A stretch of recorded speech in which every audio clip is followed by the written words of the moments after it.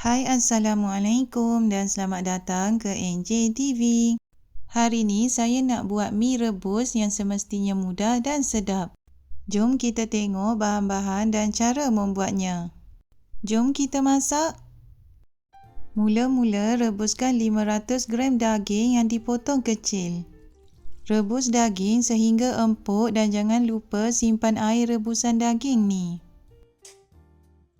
Seterusnya, rebuskan 300 gram ubi keledik sehingga empuk.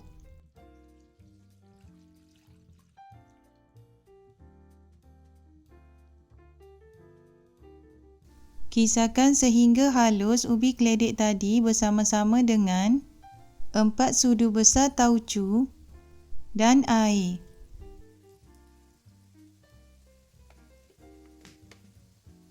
Kisarkan juga 3 ulas bawang merah, 3 ulas bawang putih, 1 inci halia, 1 inci lengkuas, 2 sudu besar udang kering dan air.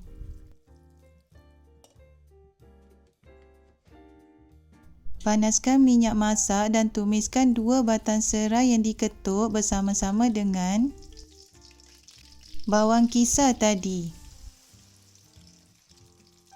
Tumis bahan-bahan ni sehingga betul-betul garing. Masukkan 3 sudu besar serbuk kari dan air. Kacau sebati dan tumiskan sekejap. Masukkan ubi keledik kisar tadi dan kacau sebati.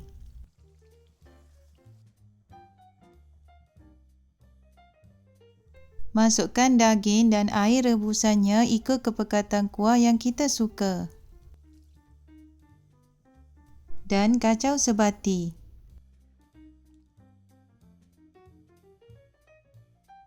Masukkan gula, garam, ajino dan 5 sudu besar kacang tanah yang telah disangai, dibuang kulit dan dikisar halus. Kacau sebati. Masak kuah ni sehingga mendidih dan sebelum tutupkan api, pastikan kuah cukup rasanya.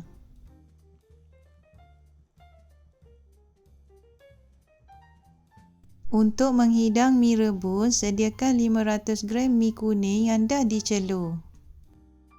Hidangkan mi dengan kuahnya.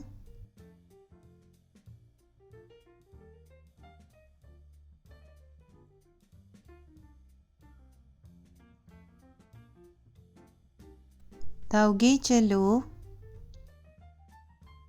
daun sup dan daun bawang, bawang goreng,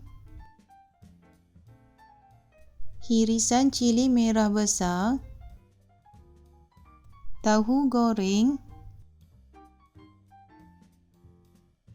telur rebus dan limau kasturi.